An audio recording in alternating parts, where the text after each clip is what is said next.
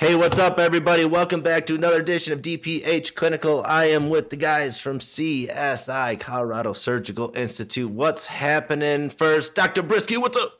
What's up, dude? Tahir, what's up? What's going on, man? Dude, so we're going to be talking about Super GP stuff today. Like, what is a Super GP and what is GP? What does it even stand for? I mean, Brisky, what is GP? What is this? Grand Prairie? Like, I don't get it. So I think this whole thought process of super GPs kind of popped up over the past few years. Like, what is a super GP, right? So a super GP is really someone that wants to do a lot of procedures in-house, right? Education is super important to them. They've taken a ton of CE. I would describe them as people who always want to keep growing, who have a very vast friend network that they can really rely on and help them grow throughout the years. And really just someone who's very resilient and has a lot of grit is what I would describe as super GP. There's all those people that say like jack of all trades, master of none. I just want to point out, I don't know if I heard you wrong, but we'll have to roll the tape back. I think you said G's P's. You said super G's P's. So, I mean, what do you, jack of all trades, master of none? Like, what's your thoughts on that? You could say that, right? There's always a next level, right? Well, there's always another level. So I think that terminology really applies to someone that doesn't really understand their level or when they should stop certain procedures, how to stay safe, how to actually refer things when things get complex, right? And how to learn in an order where you keep yourself from having trouble. Because there's a lot of people that may compare themselves to others. And when you compare yourselves to others and you have this unlimited feeling where you don't feel like you can ever tap out, that's not a good thing. So I think just having passion for dentistry, knowing your limits, knowing how to refer, and know how to grow while simultaneously figuring out how to manage complications, that eliminates this whole jack of all trades, master of none, right? So I think it's people that don't feel tapped out or don't know their limits or don't have a vast friend network to help them keep out of trouble. I think it's a fear thing. I really think it's like, hey, I don't really feel like putting the time and energy into this. I'm kind of scared. I did an endo, a molar endo. I did an extraction. I got burned really bad. And you know what? It's okay to refer everything out. And I'm okay because I don't want to be the jack of all trades. I love the idea of Super GP. I'm Super GP fan. I wish I had more patients. I wish I had more new patients. I wish I didn't have so many openings in my schedule. We're sending it all out. The information is available. I mean, you talk to someone who was practicing 20, 30 years ago, there was nothing. Like, why would I try to do, where would I even learn to do this stuff? Man, this information's all there, and especially with what you guys provide. Why the heck wouldn't you do it? You got to get the G's P's, you know? Yeah. Hey, Paul, I got a riddle for you. Yeah. So what does a referral of perio to perio, a referral to endo, referral to implants to OMFS, and a referral of reconstructions to a prosthodontist, what do they have in common? What? A gift basket. You ever get gift baskets in practice? You know, it's fun. We get a freaking king cake every year for Mardi Gras. I hope none of my specialists are listening because it's probably 12 years in. I don't know who sends it. We love it. We love it. If you're listening, thank you so much. We don't even know who sends it, but just put your name on the card. I know, but we get so much stuff. It's like you forget about it, and then like the team's already like ripping it half apart when you get back there. But you get a gift basket. Yeah, gift baskets are actually not a good thing to get in your office. No, you know what else? If you Super GP it, you'll still get the gift basket, guys. You're still going to get it. So a few things. I think there's an important distinction to make about why you don't want to do the procedure. I don't like doing pedo.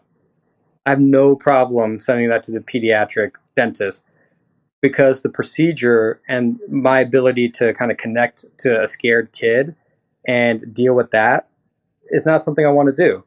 Now, if you feel that way about surgery or anything, totally cool, right? If you just like doing something specific, totally cool. But if you're not doing it because you're worried about something and you're scared about something and you have anxiety about the procedure or you don't think you're ready, I think that can be overcome. What I would say is you don't have to do every procedure right off the bat. I mean, my first implants, I was doing this off like film x-rays, and I'm not that old, right? I got some white hairs, but I'm not that old, but that's the office I worked at. And I'd be pacing up and down the hallway waiting for that film to develop so I could make sure everything was okay.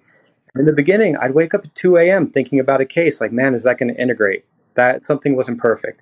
The sentiment and the feeling and the evolution of what everyone has to go through to add any new procedure to the mix, I think is shared amongst all of us. It's just going to be at different amplitudes and frequencies for different personality types, but it's all very possible. So I would say pick the layups. Just determine what's the layups, and maybe even like ask to go to your specialist office and go and watch them work, right? If they're cool, they're going to know that if they teach you more and how to diagnose more, you're going to be sending them harder cases, and they're inherently going to make way more money, and you're going to get 3 gift baskets because you're going to be implementing it slowly. Because here's the thing, to get to mastership of anything, what do they say, 10,000 hours? We have a lot of hours behind doing this, and sometimes saying it from a podcast like, oh yeah, this is what we do, it makes it seem like we haven't gone through the trials and tribulations of being scared shitless sometimes. But you just have to kind of overcome it and be okay that, hey, if something fails, all right, I'll just do a bridge, right? And it's okay. Just refund the patient back the cost of the implant and just do a bridge. But just figure out why you don't want to do the procedure and contact us, reach out to us. We really are here to help. Even if you don't come to a course, we are here to help you overcome some of these hurdles you have. Because I will almost guarantee that if you implement these things into your private practice, your careers are going to be better. Obviously, revenue is going to come from it, but there's something different that comes along with it, offering some of these procedure mixes in your practice. And that's just, I mean, my own personal anecdotal belief. Mm-hmm. Yeah, like don't do it for money, right? Money will come. Do things for the right reasons. There's the fallacy that money equals happiness. That's not true, right? Satisfaction and pride equal happiness. I think it's all in the same department. And some people say like, oh, you don't have like this doctor doing, like they're talking about, I'm throwing up the quotes, the real doctors, not the dentist. You don't have this specialist is doing this specialist. They're not doing this. I feel like it's all in the same environment. I get this question a lot. Like I'll get this email and I want to hear what you guys think, is people that want to be super GPs. And they say, hey, I just graduated. Where do I start? Where do I go? Do I start learning endo? Do I start learning ortho? Do I start doing surgery? And for me, typically I say, you got to learn how to take out teeth. You've got to learn how to do that. I always say start with surgery and then go from there. But I'm just curious what you guys would say. I like exodontia, like you said. So taking teeth out, but not just taking teeth out and ripping it out and the whole buckle's gone, right? It's taking teeth out and also how to section teeth. After that, I encourage general practitioners to learn endo, root canals, right? That's a very skilled thing. Then I recommend to do oral sedation, because at that point, once you got some of the more basics done, right, you can do exodontia, you can do endo. Now you can start doing oral sedation. Oral sedation will allow you to do way more dentistry in one visit.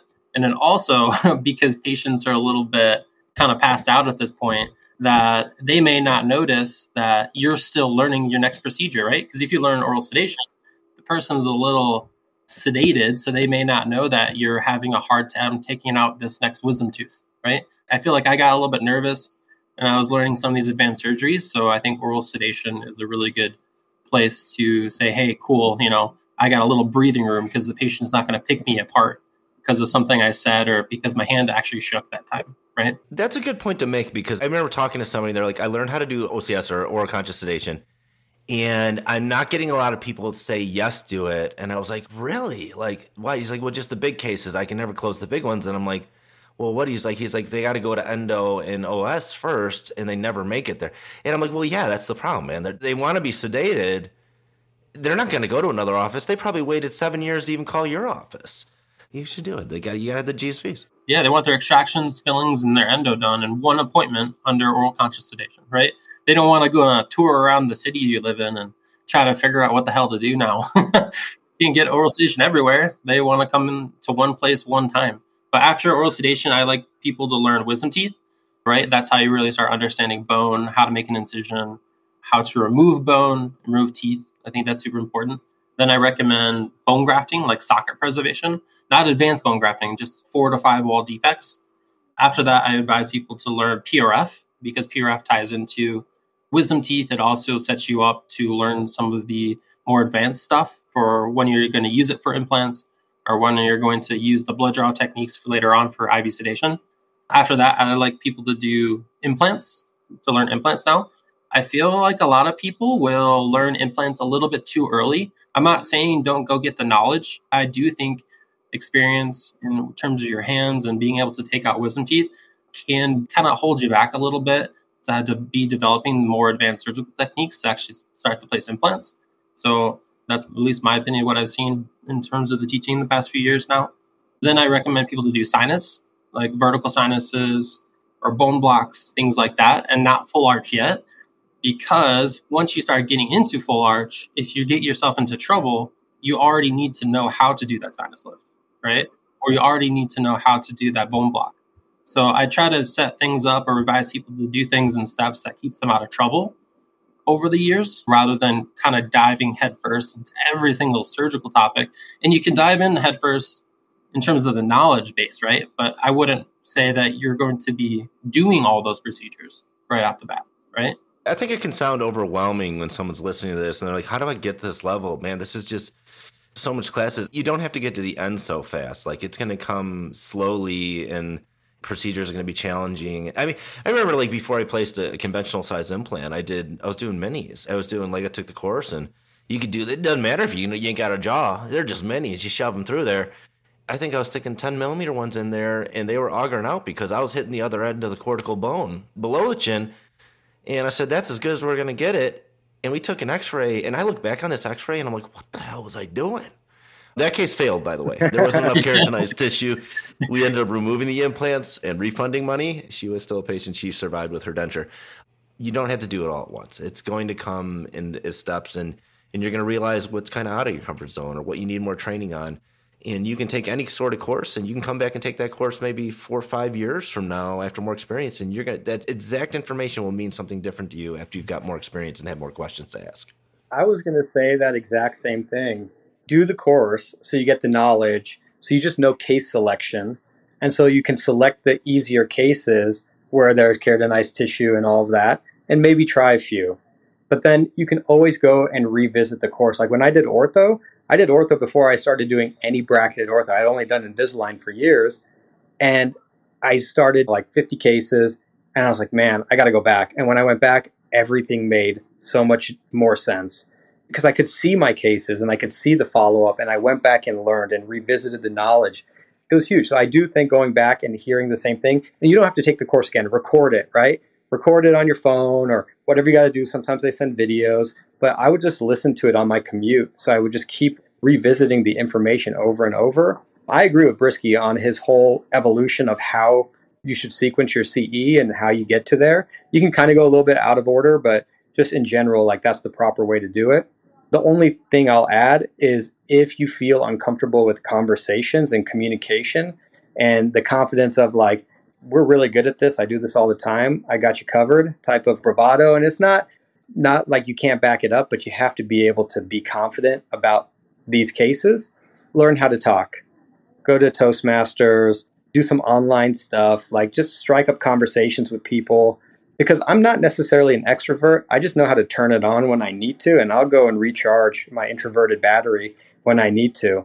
Because sometimes it's exhausting having to be on all day long, but you have to be on to do these cases because you have to be able to have conversations with people. Mm-hmm. Yeah. Didn't you say at one point you were like starting up conversations with people at Starbucks? Was that you? Everywhere. My wife is like, Jesus Christ, like stop talking to people. I'm like, babe, it's for work, and just like just talk to everyone. You start talking to people on airplanes, the people next to them. I know. No, so they tap out and then they pretend to sleep. Let's connect for an hour and a half and never see each other. Oh my dude, I don't know what I'm not. I would say like am I introverted? Maybe I'm just not a nice person. I don't want to talk to anybody.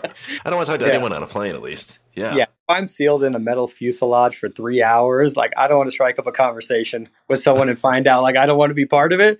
Start conversations when you have exit strategies. Like evaluate the exits like you're robbing a bank, and then pick a conversation based on that. Do you ever start conversations like at a store, like based on sale prices? You're like, wow, these prices are great. Am I right? This is amazing. Oh, man. These blueberries are 2 for $5. Yeah. Is there a limit? They got more in the back. Whatever your intro is, just go with it, and you'll find your corny one-liners. Like, it will be authentic and genuine to you, and then you'll go with it. Hey everyone, I just wanted to share a recent success story I just heard about. 6 months ago, Dr. Dushan Patel of Sumner Dental Group in Tennessee reached out to Relevance Marketing because he wasn't receiving a whole lot of traffic from his website or anything online. Relevance expanded the online presence by listing the dental office in all the online directories with consistent information, which is super important, fixing any errors, along with redesigning his website using content that Google upranks, all the while keeping aesthetics and search keywords in mind. They then began to publish blogs and information relevant to dentistry using the search keywords for their area. Now, in just a few months, Sumner Dental was in position number 1 or number 2 on the Google Map Pack and organic listings for almost every single dental keyword. They saw an 88.9% increase in phone calls, as well as a 115% increase in interactions with their Google business profile. Now, if you think having your phone ring almost twice as often with new patients could really change your practice, well, you're right. If you're looking for a transparent, no contracts, no BS, and results-driven online marketing program, look no further than relevanceonlinemarketing.com. It's who I've been using for almost 5 years. Can't say enough good things about them. Hey, mention the Dental Practice Heroes podcast and you'll get your first month free. Go to relevanceonlinemarketing.com to schedule your free demo today. That's www.relevanceonlinemarketing.com. This reminds me of a time, I'm going to be off topic here, as I was with a buddy at a bar, and he was talking to girls, and there was a show called Pickup Artists, and it was on VH1, and it was a great show. I just thought it was just really funny, and essentially it was just really introverted guys, and somebody would teach them how to go to a bar and talk to some girl and get their number. And he was trying the pickup line from the Pickup Artist, and all it was like, hey, I just got a question for you, and somebody would be like, what? It's like, do you floss before or after brushing?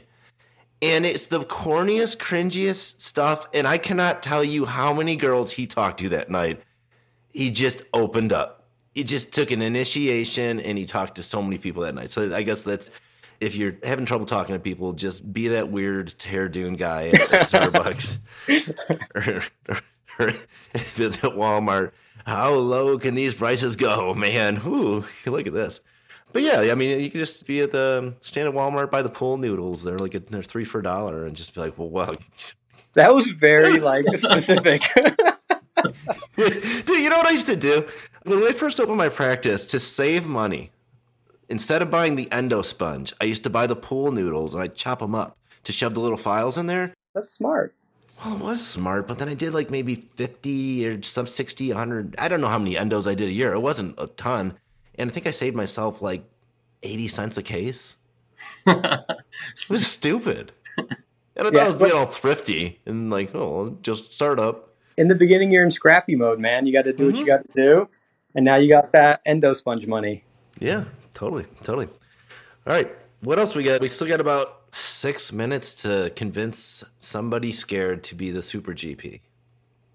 Yeah, I think talking to specialists and talking to your friends, if you have friends who are in the same part of their career, it's just challenge each other, go to the courses together, share cases together. Like when I went to the Mish courses 10 years ago, there's a group of us that just stayed in contact and just posted cases with each other on some private thread. And we actually pushed each other to do more. And I run into them from time to time. It's that was 10 freaking years ago. I don't call them for anything, but when we run into each other, we have that history. So even if you go to a course, just strike up conversation with someone there and find a group that you can pace with, because they're at the course for the same reason you are. And so you can all hold each other accountable to implement this in your practice. And then on top of that, the team loves doing more advanced procedures, typically speaking. And they like to have these bonds with patients. And when you do more reconstructive type of stuff, or even if it's Invisalign or orthodontics or a set of veneers, or you just make someone feel better about themselves, that connection with the patient is more profound. So, I mean, the team benefits, you benefit, the profit and loss statement benefits, your balance sheets benefit, your schedule is more full because you're sending less stuff out. It's one of those things where everyone can do it if they want to do it. And if you want to do it, and you're listening to a podcast for obvious reasons, you're trying to get better, I mean, I would definitely say contact us. You don't even have to come to the course. Just contact us and we can help you kind of navigate whatever maybe obstacle you are having, because we do these calls all the time. As soon as we got off this podcast, I got 2 calls on my way home with some potential CSI attendees. One's an attendee who already came, who's now implementing IV sedation, and the other one wants to come to one of our courses. But we do these calls all the time.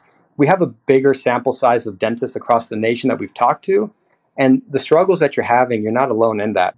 I mean, it's unique to you, but it's the generalized feeling and sentiment that a lot of us have early in our career and maybe even midway through our careers. I think a lot of people don't realize in dentistry, we have a very giving profession. I have a friend that's a orthopedic surgeon, and he was just telling me about it. He's like, it's not like that in ortho, in like orthopedic. Like, he's like, you can't like get like information. You can't like go and say, hey, do you mind if I shadow you? He's like, people are not as like willing to give to each other like as dentists are. Like I've shadowed my endodontist twice. I've shadowed an oral surgeon 2 times, another one at 1 time. I've never had anyone say, hey, no, I don't think you should be doing this. Like, this is specialist work. They're happy to show you. And you get the gift basket. You get the gift basket. My true passion is just empowering general practitioners to just do more than bread and butter dentistry. I mean, hey, if you want to do bread and butter, that's totally cool. Nothing wrong with that, right? But if we can help demystify some of these procedures and you have them do them in your own office, and this impacts your patients now because they don't want to leave. And then for the rest of your life, this impacts you financially and this impacts your family as well. I think that's pretty cool. That's something that I really, really, really love about this teaching. And keep in mind, we may be heading into a recession. Now, I've been planning for the recession since like October of 2018, so I'm off by a few years. But either way, if and when we do enter into this, I mean, you're going to want to keep as much of this into your practice as possible. And when it comes to emergent type of stuff, exodontia and endo and wisdom teeth and orthodontics, and these are the things that people will budget for their families. When it comes to like all-on-X's and stuff like that, maybe we see a slide in the amount of cases coming through from that avenue. But at the end of the day, to be able to do that procedure when the all-on-X comes in and the economy's down, to have that bolus of like revenue that comes in is huge. It's just to keep all this stuff in the practice is so huge. And a lot of us haven't been working our own practices through an actual recession. So a lot of us have not been tested through the winter. And having these skill sets will really, I mean, no one's recession proof, but this will absolutely make you more recession resistant. Yeah, I love that. Anything you want to close with, Brisky? Talk about CSI, what you guys got coming up this summer? So our June course is sold out, and I'm not entirely sure when this podcast is coming out, but I'm pretty sure it's coming out before August. We got a few spots in August left in our full arch course. This one is going to be awesome because we are going to be in the new facility, and we're going to have, 17 equipped ops out of 18. We have 2 conference rooms in the basement. I mean, this thing is going to be freaking awesome. And then we have our IV sedation courses starting soon. And we're taking a smaller class in the beginning because we want to make sure you get really good reps with your clinical cases. So make sure you reach out to us at coloradosurgicalinstitute.com. You can ask to talk to Dr. Brisky and myself if you have any clinical questions. We're here to help. We're here to just figure out where you are in your journey and what makes the most sense in terms of application of a procedure mix that's going to benefit you, because it's going to be different if you're an associate in corporate, if you're an associate in private practice, if you're a private practice owner, whatever the case may be. Everyone's situation is slightly nuanced. Yeah, that's what I've heard from people that took you guys' courses. It was just the customization of it, is that you guys meet them where they're at, and no matter what level they're at, they're learning a whole ton and learning what else is possible and what else is out there. So I commend you guys for that. I've heard nothing but good things about people taking your courses. So listeners, check that out, coloradosurgicalinstitute.com, and we will talk to you guys in 2 weeks. Take care, guys. See you, man. I guess. Hey, everybody. This is Dr. Dune from Colorado Surgical Institute. Just wanted to give you guys a shout out and let you know about the program. We have full arch surgeries. We have lateral sinus lifts. We have block grafting courses, all done in one weekend with the whole digital workflow with photogrammetry units, scanners, 3D printers, milling, you name it, anything regarded to full arch, we cover in depth. We also have a PGCA course. What that is, it's the Postgraduate Clinical Accelerator course, where we are going to be covering wisdom teeth, single implants, and it can be complex single implants with vertical sinus lifts. We'll also be covering full arch extractions with ridge reduction, bone grafting, PRP, suturing, and we also will have a course on socket preservation. So if you guys are interested in any of those courses, please reach out to us at Colorado Surgical Institute. The code is